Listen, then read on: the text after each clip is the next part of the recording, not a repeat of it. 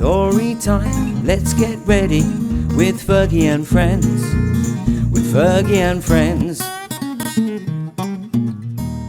Thank you to Kyle Harris and Tyler Peck for doing this book. Oh my goodness, it's so kind of you, and for bringing a smile to children's faces globally. Hi everyone, I'm Tyler Peck, principal dancer with the New York City Ballet and co-author with my great friend Kyle Harris of our new book, Katarina, Ballerina.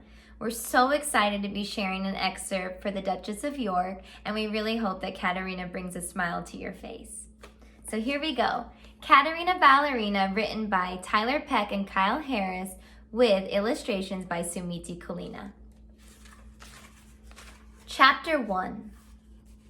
Dad, Katarina cried. She'd been battling her hair for so long that her arms were starting to go numb from holding them over her head. No matter what she did, she couldn't get her curls under control. I need your help.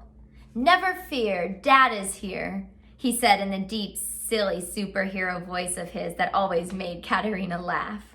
He squeezed into the tiny bathroom behind her and kissed the top of her head. What's up, Buttercup? Can you put my hair in a ponytail? She handed him the comb and hair tie. A nice smooth one with no bumps on top. That was how the other girls at school did their hair.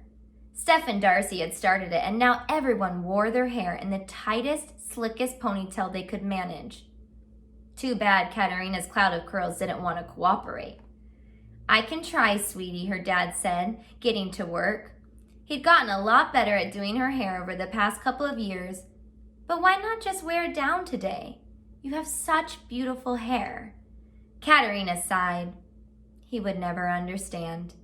He was always telling her that she was extraordinary, which was really sweet and exactly the kind of thing a good dad should say. But all Katarina wanted, just for once, was to fit in. I think that's the best I can do, he said after he'd wrestled her hair into a ponytail.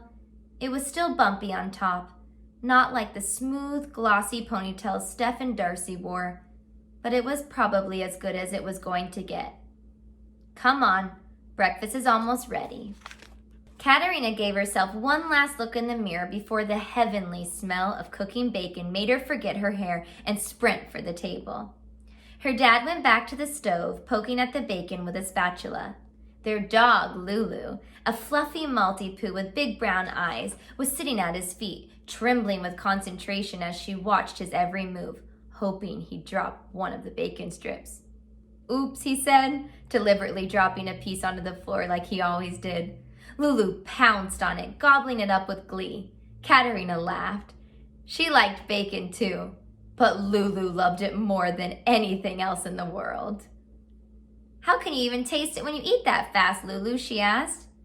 The dog just cocked her head and blinked up at her. Here you go, sweetie, her dad said as he handed her a plate containing the Dad Special.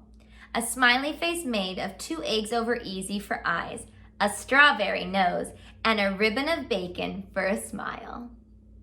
Yum, Katarina said, diving in. How can you even taste it when you eat that fast, her dad teased. Katarina grinned and rolled her eyes. Ha ha, very funny. Katarina had eaten only 1 wobbly egg when she glanced at the clock on the stove and dropped her fork. Oh man, she said, I've got to go. She hadn't realized how much time she'd spent doing battle with her hair.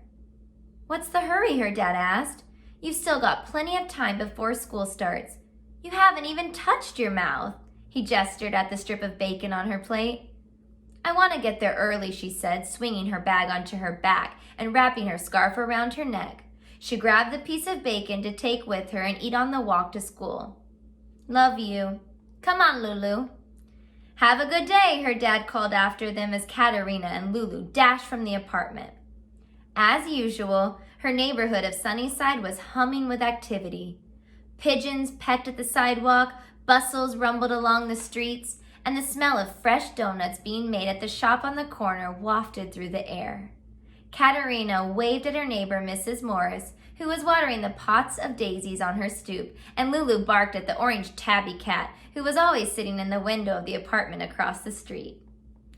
It was an ordinary day, except that when she got to the end of the block where she was supposed to turn left to head to school, Katarina turned right. This was why Katarina had been leaving for school early. Last Saturday, when she and her dad had been walking home after picking up Indian food from their favorite restaurant, Katarina had spotted it. The electronics store on 43rd Street had 2 big screen TVs in its windows that would play the same thing on a loop for weeks. It had been a nature documentary about whales last month, but Katarina had nearly dropped their dinner when she'd seen what the video had changed to. Ever since that night, she'd been walking 2 blocks out of her way every morning on her way to school in order to spend a few minutes watching.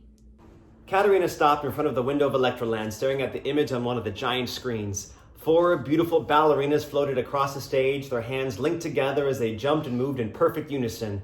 Their tutus looked like shimmering cotton candy, and on top of their hair, which was pulled back into the sleekest, shiniest buns Katarina had ever seen, they wore sparkling feather headdresses. They were so strong and graceful, and more than anything, Katarina wanted to be like them one day. As she watched, she mimicked their moves. She stood as tall on her toes as she could and tried to flutter her feet when she jumped the way the ballerinas did. She wasn't as good as they were, but she'd been practicing in secret in her room at night, and she was getting better.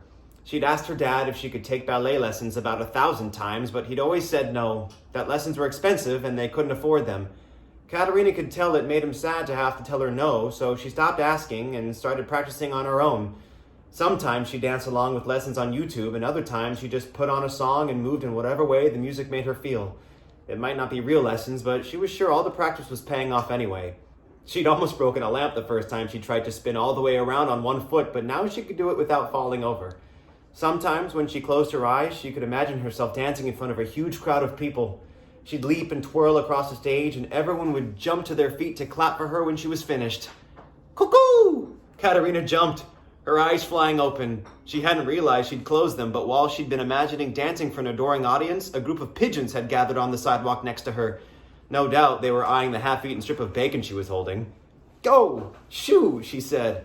But they didn't move. The biggest and bravest one even hopped a little closer to her on his thin pink feet. Katarina looked down at the pigeon's spindly toes, which curved inward toward his body, and then down at her own. She had pigeon toes too. Whereas most people's feet pointed straight ahead, hers had always turned in a little bit, like her big toes were 2 magnets always being pulled together by some invisible force. None of the perfect ballerinas in the video had toes like that. The big pigeon squawked again, but Katarina imagined he was actually laughing at her. You want to be a real ballerina? She imagined him saying. Good luck when you have toes that look just like mine. Suddenly, Lulu barked at the crowd of pigeons, scaring them away in a flurry of feathers. Katarina laughed and knelt down to hug Lulu around the neck. Thanks, Lou, she said. Lulu wagged her tail hopefully, and Katarina gave her the last bite of bacon. Katarina's watch buzzed, and she jumped up. It was the alarm she'd set to make sure she didn't accidentally watch the ballet for so long that she was late to school like she'd done yesterday. She better get moving. She used the rest of her walk to school to get in some more practice. She leapt down the sidewalk and worked on her spins while she waited at crosswalks, and in her mind, she was wearing a snow-white tutu and feathers, standing with the ballerinas from the video, dancing in perfect sync with them. Someday, she was sure she would be a real ballerina, no matter what any pesky pigeon said. Thank you so much for watching, and we hope you guys enjoyed our little excerpt of Katarina, Ballerina. With Fergie and friends, with Fergie and friends,